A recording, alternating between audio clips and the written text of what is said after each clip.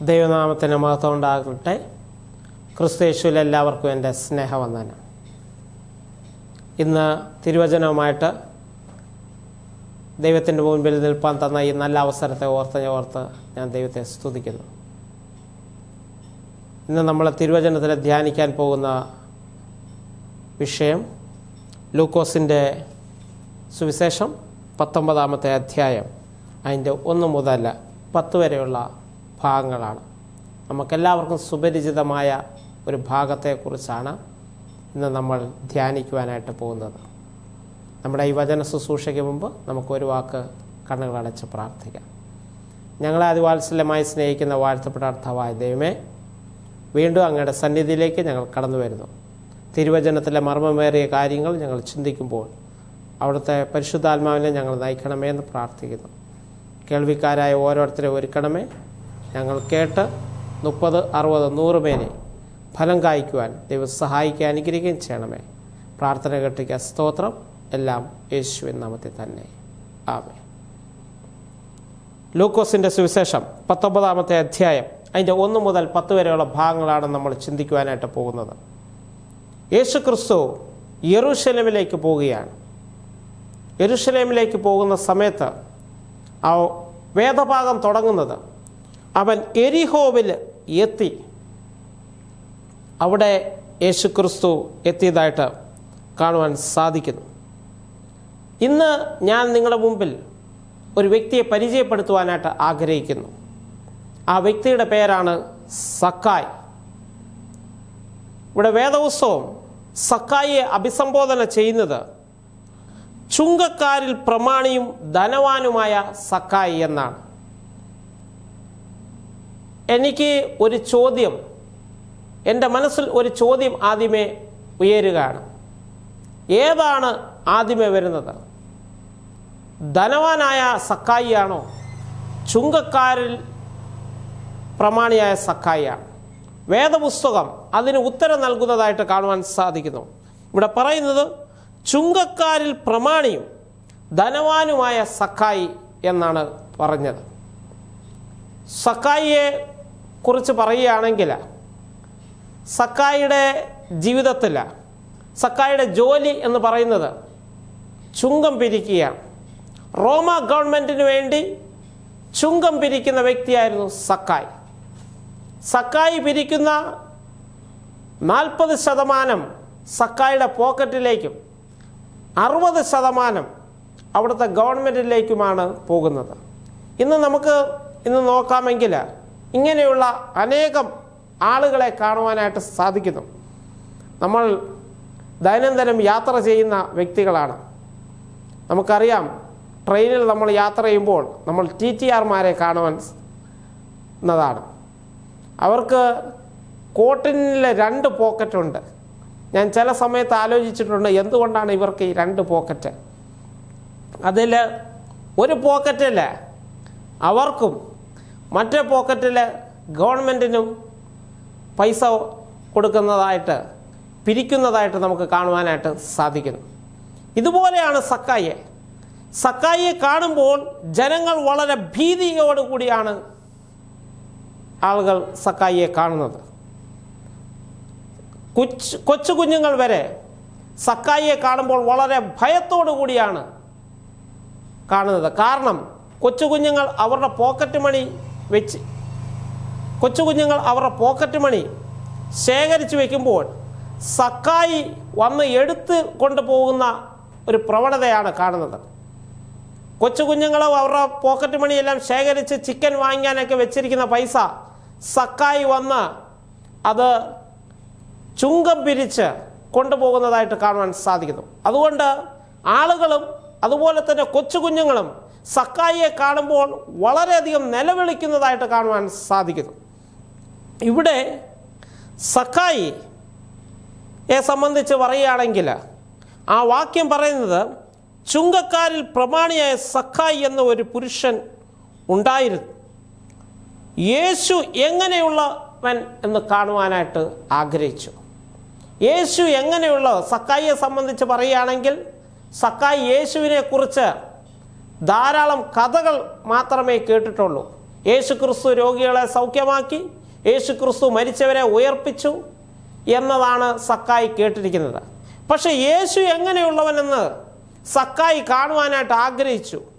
അങ്ങനെ ആഗ്രഹിച്ചതിൻ്റെ ഫലമായിട്ട് സക്കായിയുടെ ജീവിതത്തിൽ എങ്ങനെയെങ്കിലും യേശുവിനെ കാണണം. പ്രിയമുള്ളവരെ, നമ്മുടെ ജീവിതത്തിലും നമുക്കൊരാഗ്രഹമുണ്ടെങ്കിൽ ആ ആഗ്രഹം സഫലീകരിക്കുവാനായിട്ട് നമ്മൾ അതിനുവേണ്ടി ശ്രമിക്കുന്നതായിട്ട് കാണുവാൻ സാധിക്കുന്നു. ഇവിടെ സക്കായിയുടെ ജീവിതത്തിലും യേശുവിനെ കാണുവാനായിട്ട് ആഗ്രഹിച്ചതിൻ്റെ ഫലമായിട്ട് സക്കായി യേശുവിനെ കാണുവാൻ തന്നെ ഒരു ഉറച്ച തീരുമാനം എടുത്തു. യേശു എങ്ങനെ ഉള്ളവൻ? പക്ഷേ സക്കായിക്ക് ധാരാളം തടസ്സങ്ങൾ ഉണ്ട് എന്ന് വിശുദ്ധ വേദപുസ്തകം നമ്മളെ ഉത്ബോധിപ്പിക്കുകയാണ്. 2 തടസ്സങ്ങളാണ് സക്കായിക്ക് കാണുവാനായിട്ട് സാധിക്കുന്നു. അതിന് വേദപുസ്തകം നമുക്ക് പ്രത്യേകമായിട്ട് അതിന് മറുപടി നൽകുന്നതായിട്ട് കാണുവാൻ സാധിക്കുന്നു. ഇവിടെ 2-ാമത്തെ വാക്യത്തിൽ പറയുന്നത്, അവൻ വളർച്ചയിൽ കുറുകിയവന് ആകൊണ്ട് പുരുഷാര നിമിത്തം അവനെ കാണുവാനായിട്ട് സാധിച്ചില്ല. സക്കായിയുടെ ജീവിതത്തിൽ ഉണ്ടായ ഏറ്റവും വലിയ തടസ്സമെന്ന് പറഞ്ഞാൽ അവൻ പൊക്കം കുറഞ്ഞുള്ള ഒരുവനായിരുന്നു. പൊക്കം കുറഞ്ഞ മനുഷ്യനായിരുന്നു സക്കായി. കവി കുഞ്ഞുണ്ണി മാഷ് എപ്പോഴും കവിതയിൽ പറയുന്നതാണ്, പൊക്കമില്ലായ്മയാണ് എൻ്റെ പൊക്കം. നമുക്ക് ഇന്ന് സാധാരണഗതിയിൽ നമ്മൾ പറയുന്ന ഒരു ചൊല്ലാണ്, പൊക്കം കുറവുള്ളവരെയും അകവളവുള്ളവരെയും സൂക്ഷിക്കണം. ഇവിടെ സക്കായിയുടെ ജീവിതത്തിൽ സക്കായി ഏറ്റവും പൊക്കം കുറഞ്ഞ വ്യക്തിയായിരുന്നു. ആ പുരുഷാര നിമിത്തം സക്കായിക്ക് യേശുവിനെ കാണുവാനായിട്ട് സാധിച്ചില്ല. അതുപോലെ തന്നെ സക്കായിയുടെ ജീവിതത്തിൽ അടുത്ത തടസ്സം എന്താണെന്ന് ചോദിച്ചാൽ, സക്കായി എവിടെയെങ്കിലും യേശു ക്രിസ്തു വരുന്നിടത്ത് സക്കായി വരികയാണെങ്കിൽ അവരെല്ലാം സക്കായിയെ തടസ്സപ്പെടുത്തുന്നതായിട്ട് കാണുവാൻ സാധിക്കുന്നു. അവർ സക്കായിയോട് പറയും, നീ ഇവിടെ വരണ്ട, കാരണം നീ ചുങ്കം പിരിക്കുന്നവനാണ്, നീ ഞങ്ങളിൽ അമിതമായ ചുങ്കം പിരിച്ച് റോമൻ ഗവൺമെൻറ്റിനെ സഹായിക്കുന്ന വ്യക്തിയാണ്, അതുകൊണ്ട് നീ യേശുവിനെ കാണണ്ട, നീ മാറിപ്പോ എന്ന് പറഞ്ഞ് സക്കായിയെ ഓടിച്ചു വിടുന്നതായിട്ട് കാണുവാൻ സാധിക്കുന്നു. You get out of here എന്ന് സക്കായിയോട് പറയുന്നതായിട്ട് കാണുവാൻ സാധിക്കും. നീ ഇവിടെ വരേണ്ടതായ കാര്യമില്ല, നീ യേശുവിനെ കാണേണ്ട, നീ പാപിയായ ഒരു മനുഷ്യനാണ് എന്ന് പറഞ്ഞ് സക്കായിയെ തടസ്സപ്പെടുത്തുന്നതായിട്ട് കാണുവാൻ സാധിക്കുന്നു. 2 കാര്യങ്ങളാണ് സക്കായിയുടെ ജീവിതത്തിൽ. സക്കായി ഒന്നാമതായിട്ട് പൊക്കം കുറവുള്ളവനായിരുന്നു. 2-ാമതായിട്ട് ആളുകൾ സക്കായിയെ യേശുവിനെ കാണുവാനായിട്ട് ആഗ്രഹിച്ച സമയത്ത് അവനെ ഓടിച്ചു വിടുന്നതായിട്ട് കാണുവാൻ സാധിക്കുന്നു. ഇവിടെ പക്ഷെ സക്കായി തൻ്റെ ജീവിതത്തിൽ യേശുവിനെ കാണുവാനായിട്ട് ആഗ്രഹിച്ചു. എങ്ങനെയെങ്കിലും യേശുവിനെ കാണണമെന്നുള്ള ആഗ്രഹത്തോടുകൂടി അവൻ പോകുന്നതായിട്ട് കാണുവാൻ സാധിക്കുന്നു. 19-ാമത്തെ അധ്യായം അതിൻ്റെ 4-ാമത്തെ വാക്യം വായിക്കുമ്പോൾ, സക്കായി എന്നാറെ അവൻ മുന്നോട്ടോടി അവൻ കാണേണ്ടതിന് ഒരു കാട്ടത്തിയുടെ മുകളിൽ കയറി. യേശു ക്രിസ്തുവിനെ കാണുവാനായിട്ട് ആഗ്രഹം നമ്മുടെ ഉള്ളിൽ ജനിക്കുമ്പോൾ നാം നടക്കുകയല്ല, നാം ഓടുകയാണ് ചെയ്യുന്നത്. ഇവിടെ സക്കായിയുടെ ജീവിതത്തിൽ സക്കായി യേശുവിനെ കാണുവാനായിട്ട് ആഗ്രഹിച്ച സമയത്ത് സക്കായി ഓടി അവിടെ ഇരുന്ന ഒരു കാട്ടത്തിയുടെ മേൽ കയറിയതായിട്ട് വിശുദ്ധ വേദപുസ്തകം നമ്മളോട് പറയുന്നു. ഈ കാട്ടത്തിയെ കുറിച്ച് പറയുകയാണെങ്കിൽ ഇംഗ്ലീഷിൽ അതിന് പറയുന്നത് സിക്കമോർ ട്രീ. ഈ കാട്ടത്തിയെക്കുറിച്ച് പറഞ്ഞാൽ it is A slippery tree എന്നാണ് പറയുന്നത്. അതായത് ഈ കയറുവാനായിട്ട് നമ്മൾ ആഗ്രഹിക്കുമ്പോൾ അത് പെട്ടെന്ന് വഴുതുന്ന ഒരു മരമാണ് ഈ കാട്ടത്തി. അപ്പോൾ സക്കായി യേശുവിനെ കാണുവാനായിട്ട് ആഗ്രഹിച്ചപ്പോൾ ഈ കഷ്ടപ്പാടുകൾ എല്ലാം സഹിച്ചുകൊണ്ട് സക്കായി എന്ത് ചെയ്തു? ആ കാട്ടത്തിയുടെ മേൽ വലിഞ്ഞ് കയറിയതായിട്ട് നമുക്ക് കാണുവാൻ സാധിക്കുന്നു. അവൻ മുന്നോട്ടോടി അവൻ കാണേണ്ടതിന് ഒരു കാട്ടത്തിയുടെ മുകളിൽ കയറി. അവൻ ഒളിച്ചിരിക്കുകയായിരുന്നു. യേശു ക്രിസ്തു എന്നെ കാണണ്ട, കാരണം ആളുകളെല്ലാം പറയുന്നത് ഇവൻ പാപിയായ ഒരു മനുഷ്യൻ, ഇവൻ പൊക്കം കുറവുള്ളവൻ, അതുകൊണ്ട് ഇവൻ യേശുവിനെ കാണാൻ പാടില്ല, ഇവൻ റോമൻ ഗവൺമെൻറ്റിന് ചുങ്കം പിരിക്കുന്നവൻ, ഞങ്ങളുടെ നിന്നും അമിതമായി ചുങ്കം പിരിച്ച് ഗവൺമെൻറ്റിനെ സഹായിക്കുന്നവൻ, അതുപോലെ തന്നെ സ്വന്തം പോക്കറ്റിലേക്കും പൈസ പിരിക്കുന്ന വ്യക്തിയാണ്. അതുകൊണ്ട് സക്കായി എവിടെ വന്നാലും ആളുകൾ അവനെ ഓടിച്ചു വിടുന്നതായിട്ട് കാണുവാൻ സാധിക്കുന്നു. പക്ഷേ സക്കായി യേശുവിനെ കാണുവാനായിട്ട് ആഗ്രഹിച്ചപ്പോൾ സക്കായി കാട്ടത്തിയുടെ മേൽ കയറി. എന്നെ കേൾക്കുന്ന പ്രിയപ്പെട്ടവരെ, നമ്മൾ ജീവിതത്തിൽ യേശുവിനെ കാണുവാനായിട്ട് നമ്മൾ ആഗ്രഹിക്കുകയാണെങ്കിൽ തീർച്ചയായിട്ടും യേശു നമ്മളെ തേടി വരുന്നതായിട്ട് കാണുവാൻ സാധിക്കുന്നു. ആ 5-ാമത്തെ വാക്യം വായിക്കുമ്പോൾ, യേശു ക്രിസ്തു ആ വഴി വന്നപ്പോൾ സക്കായി യേശുവിനെ കാണുവാതെ ഇരിക്കുവാനായിട്ട് കാട്ടത്തിയുടെ മേൽ ഒളിച്ചിരുന്നു. പക്ഷേ യേശു സക്കായിയെ തേടി വന്നതായിട്ട് വിശുദ്ധ വേദപുസ്തകം നമ്മളോട് പറയുന്നു. യേശു ക്രിസ്തു അവിടെ വന്ന ശേഷം ആ കാട്ടത്തിയുടെ മുൻപിൽ വന്ന ശേഷം അവനെ വിളിക്കുകയാണ്, സക്കായി, നീ ഇറങ്ങി വാ, ഞാൻ ഇന്ന് നിന്റെ വീട്ടിൽ പാർക്കേണ്ടതാകുന്നു. ഞാൻ ഇന്ന് നിന്റെ വീട്ടിൽ പാർക്കേണ്ടതാണ്. നമ്മുടെ ജീവിതത്തിൽ പ്രയാസങ്ങൾ, പ്രശ്നങ്ങൾ, വെല്ലുവിളികൾ ഓരോന്നോരോന്നായിട്ട് നമ്മളെ നേരിടുമ്പോൾ, നമ്മൾ ഒളിക്കുവാനായിട്ട് ശ്രമിക്കുമ്പോൾ, നമ്മൾ മറിഞ്ഞിരിക്കുവാനായിട്ട് ശ്രമിക്കുമ്പോൾ യേശു നമ്മളെ തേടിയെത്തുന്നതായിട്ട് വിശുദ്ധ വേദപുസ്തകം നമ്മളോട് പറയുന്നു. ഇവിടെ സക്കായി ഒളിച്ചിരുന്നു. പക്ഷേ സക്കായി എന്തു ചെയ്തു? യേശു കണ്ടെത്തിയതായിട്ട് കാണുവാൻ സാധിക്കുന്നു. എന്നിട്ട് സക്കായിയോട് പറയാണ്, നീ വേഗം ഇറങ്ങി വാ, ഇന്ന് നിന്റെ ഭവനത്തിൽ ഞാൻ പാർക്കേണ്ടതാകുന്നു. ഇന്ന് ഞാൻ നിന്റെ ഭവനത്തിൽ പാർക്കേണ്ടതാകുന്നു. സക്കായിയോട് യേശു ക്രിസ്തു പറഞ്ഞ വാക്കുകളാണ്.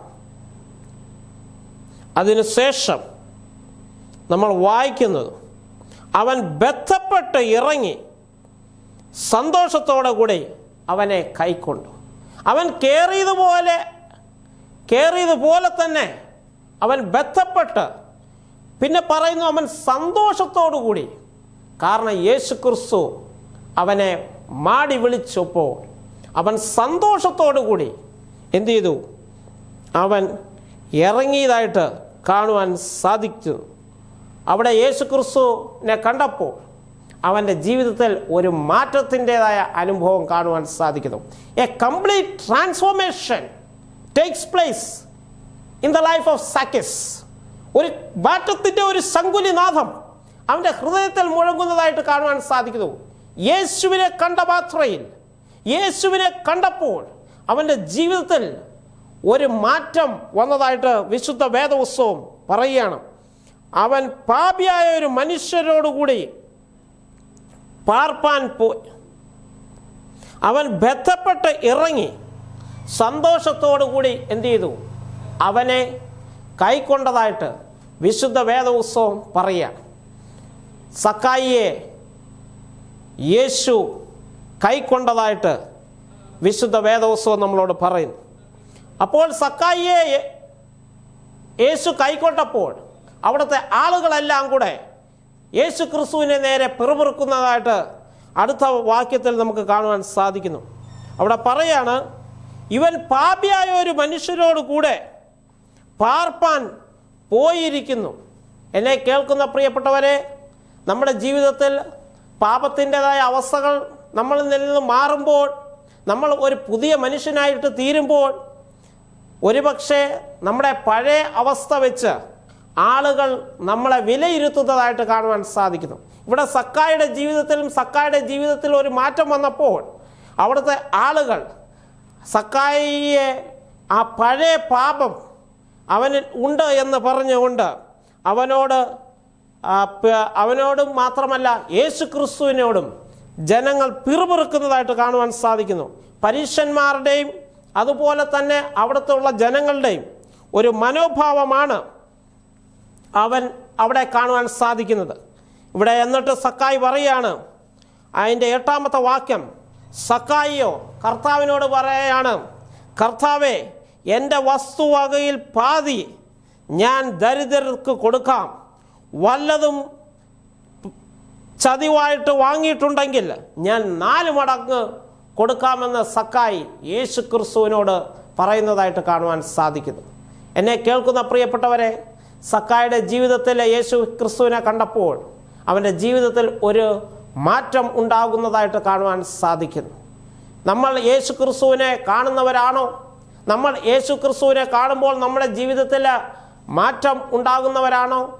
അതുകൊണ്ടാണ് പാട്ടുകാരൻ ഇപ്രകാരം പറയുന്നത്, യേശു എൻ ഉള്ളത്തിൽ വന്ന നാളിൽ എന്ത് മാറ്റം വന്നു എന്നിൽ. നമ്മുടെ ജീവിതത്തിൽ വല്ല മാറ്റവും ഉണ്ടായിട്ടുണ്ടോ?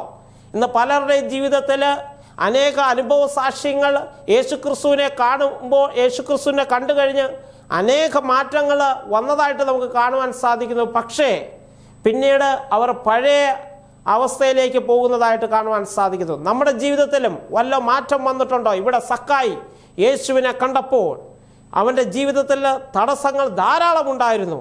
പക്ഷേ അവൻ യേശു ക്രിസ്തുവിനെ കണ്ടപ്പോൾ അവൻ്റെ ജീവിതത്തിൽ ഒരു മാറ്റം ഉണ്ടായി എന്ന് നമുക്ക് കാണുവാൻ സാധിക്കുന്നു. അതിൻ്റെ 9-ാമത്തെ വാക്യം യേശു പറയാണ്, ഇവനും അബ്രഹാമിൻ്റെ മകൻ ആകിയാൽ ഈ വീടിന് രക്ഷ വന്നിരിക്കുന്നു, ഈ ഭവനത്തിൽ രക്ഷ വന്നിരിക്കുന്നു.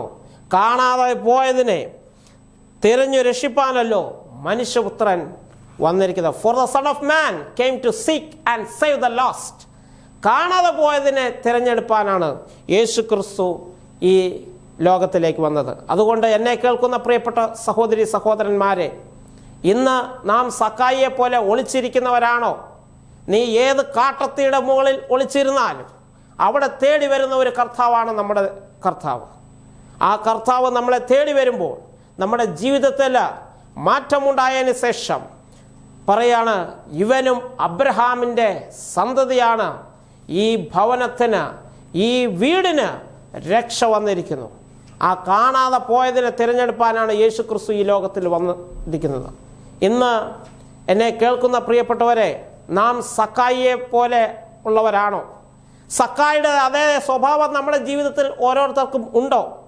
ഏതെങ്കിലും സക്കായിമാർ ഇന്ന് ഈ വചനം കേൾക്കുന്ന ആരെങ്കിലും ഒളിച്ചിരിക്കുന്നുണ്ടോ? അവരോട് പറയാണ്, നീ ഇറങ്ങി വാ, നീ പുറത്തേക്ക് വരിക. ഇവിടെ പറയുന്നു, നീ ഇറങ്ങി വാ, നിന്റെ പഴയ അവസ്ഥകളെ വിട്ടുകൊണ്ട് നീ ഒരു പുതിയ സൃഷ്ടിയായിട്ട് നീ വേഗം ഇറങ്ങി വാ. ക്രിസ്തു നിന്നെ മാടി വിളിക്കുകയാണ്. ഈ നമ്മളെ ഓരോരുത്തരെയും മാടി വിളിച്ചു കൊണ്ടിരിക്കുകയാണ്.